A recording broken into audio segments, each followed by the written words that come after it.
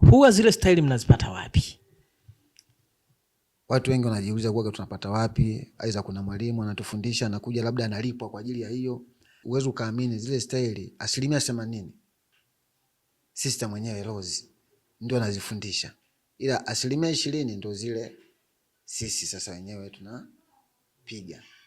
Kwa hiyo unataka kuniambia kwamba Rose Muhando anabuni pia staili za kucheza? Ndio maana tunamuita mwalimu. Sisi tukiwa pale nyumbani tutumie jina la Sister Rose si nani? Watu ni teacher, mwalimu. Watu wengine wao wanajiuliza kwa ni mwalimu, alishakuwa mwalimu wa shule? Hapana, ni mwalimu wa muziki wa Injili. Nikizungumzia sasa kila kitu, uimbaji, hizo staili na vitu vingine vingi.